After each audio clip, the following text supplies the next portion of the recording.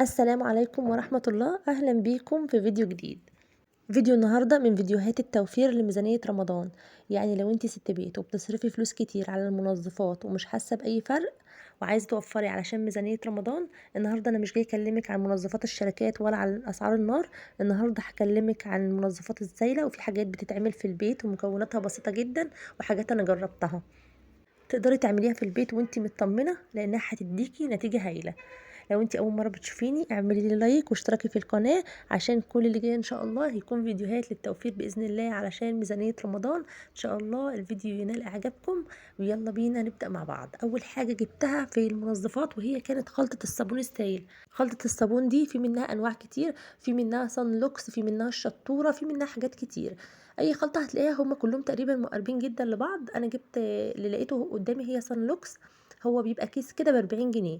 الكيس ده بتفتحيه بتلاقي فيه كيسين جوه، كيس بودر وكيس جل. الاتنين بتحطيهم على بعض كده في اي بول عندك او اي طبق بلاستيك، وتبداي انك انتي تمزجيهم كده، تقلبيهم مع بعض بقى بالمضرب باي معلقه خشب ولا حاجه. بلاش بايديكي، يعني هو حلو جدا على الايد مفيش اي حاجه، بس احنا بلاش نخلي واحنا بنقلبه واحنا بنعمله بايدينا على طول. لا، خلينا الاول نستخدم حاجه نقلب بيها يكون احسن. هبدا كده ان انا اقلب المسحوق البودر مع المسحوق الجل كويس جدا لحد ما اندمجوا خلاص مع بعض. وهبدا ان انا اضيف الميه شويه بشويه. هضيف حوالي 6 لتر من الميه. طبعا هو مكتوب على الكيس انك بتضيفي ميه حوالي 8 لتر، بس انا هضيف 6 لتر بس. انا عايزاه يكون مركز، اقل شويه منه هيعملوا لي رغوه.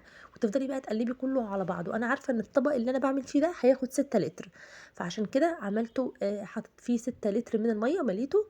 وهبدا ان انا افضيه في جراكن عندي او ازايز اي حاجه. طبعا الكميه دي هتقعد عندك اكتر من شهر، يعني حتى لو انتي بتغسلي كميه مواعين كتير برضو هتقعد معاكي اكتر من شهر. لو اسره كبيره هتقعد معاكي حوالي شهر ونص كمان. هقولك ان هي كميته بتبقى حلوه جدا. شوفوا انا فضلت ان انا اقلب فيه واحط فيه ميه، كل ما بقلب الرغوه بتكبر. المهم كل ما بقلبه الرغوه بتاعته بتتقل، وشيء زي ما حضراتكم شايفين القوام بتاعه ده خفيف. انا مش هعبيه دلوقتي في الجراكن، انا هسيبه شويه شويه كويسين لحد ما احس ان هو خلاص تقيل خالص، يعني بسيبه حوالي ساعتين 3، وبعدين ابدا ان انا بقى اعبيه في الجراكن. جيت هنا بقى بعد حوالي ساعتين او 3، شايفين بقى القوام بتاعه بقى تقيل قوي. يعني كان ممكن اخففه اكتر من كده، عشان كده بيتكتب عليه ان هو انتي بتعمليه في 8 لتر من الميه، بس انا بحب ان انا اخليه تقيل كده، وابدا بقى ان انا اخففه بالميه لما اجي اخد منه. انا بعبيه بقى في جراكن بتاعه الصابون بتاع الغساله، الجل بتاع الغساله.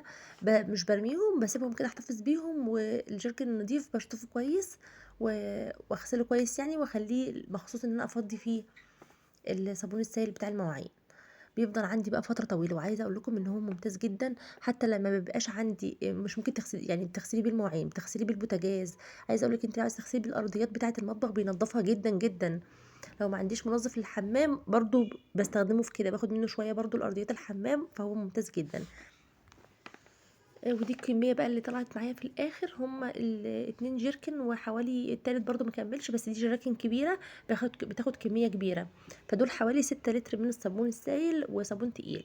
كمان الحاجه اللي كنت عايزه اكلمكم عليها بعد كده بالنسبه للصابون السائل، انا بجيب بيه ديتول سائل والكلور سائل برضو. فعايزه اقول لكم ان انا كنت جيت في فتره الشهر اللي فات قبل بدايه الشهر كده بشويه، قلت انا هشتري كلور وهشتري ديتول. وكمان كانت خلطة الصابون دي كانت من قبلها بشهر، فكانت خلصت عندي. فجبت كيس كمان صابون للمواعين زيهم كده، اللي هو اللي لونه اخضر ده. الكيس ده كان ب10 جنيه، ما قعدش معايا خالص، يعني مكملش معايا اسبوع وكان خلصان. مع ان هو يعني هو تقيل وملى الازازه، بس هو عشان تستهلكيه وعشان ينضف معاكي مش هيقعد معاكي اسبوع حتى. عشان كده اول الشهر جبت خلطه الصابون اللي عملتها معاكم في اول الفيديو. وعايزه اعرفكم بس الفرق، ان هو فعلا موفر جدا. الصابون السائل بتاع المواعين الخلطه دي موفره جدا.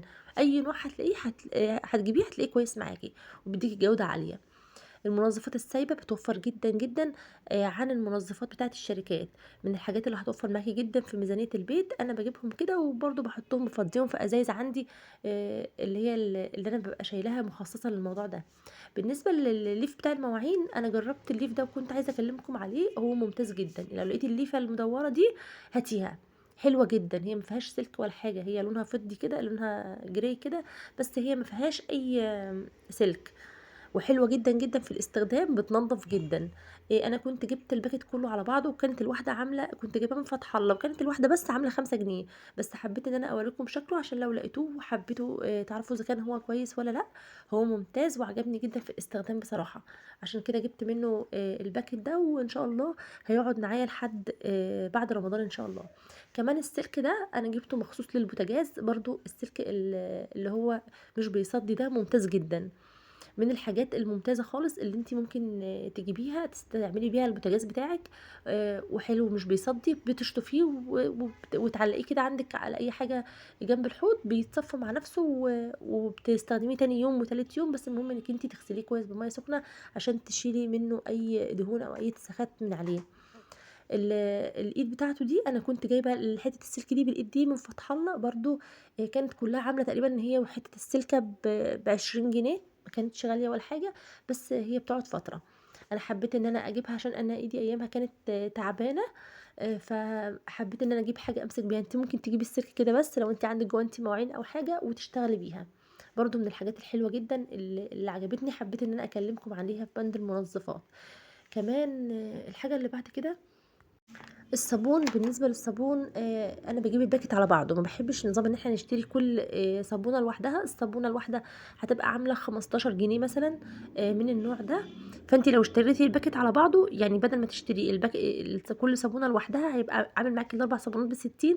لأ، إحنا هنشتري الباكيت على بعضه، ممكن بيبقى في عروض، بيبقى ساعات ب52، 53، فأنتِ أولى بالفرق تشتري منه أي حاجة تانية. بس من الحاجات فعلًا اللي هتوفّر معاكِ هي الحاجات السايبة دي، لإن إحنا إن شاء الله داخلين على رمضان وكلّنا بنوفّر، بنفكّر إزاي نوفّر، لإن الصرف على دخلة رمضان بيزيد. ربنا يبلّغنا رمضان يا رب، أكل وشرب وعزومات وتحضيرات لشهر رمضان. فأنتِ مش هتبقي كمان هتنعي هَم إنِّك أنتِ تجيبي منظفات عايزة تنضّفي بيها البيت، علشان تستعدي لشهر رمضان الكريم اللي هي تنضيفات رمضان إن شاء الله على خير. فإحنا عايزين نعدّي المرحلة دي بأقل التكلفة وأقل الإمكانيات.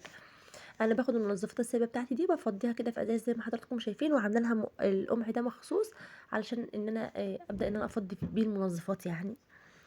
أتمنى إن أنتم وبكده النهارده نكون تكونوا وصلنا استفدتوا من لنهاية الفيديو، الفيديو. وتكونوا لو الفيديو عجبك واستفدتي منه بأي معلومة، أتمنى ان انتوا تكونوا استفدتوا منه وتستفدوا منه بأفكار تفيدكم في التوفير لميزانية رمضان إن شاء الله. اللهم بلغنا رمضان على خير يا رب، واشوفكم إن شاء الله في فيديو جديد، والسلام عليكم ورحمة الله.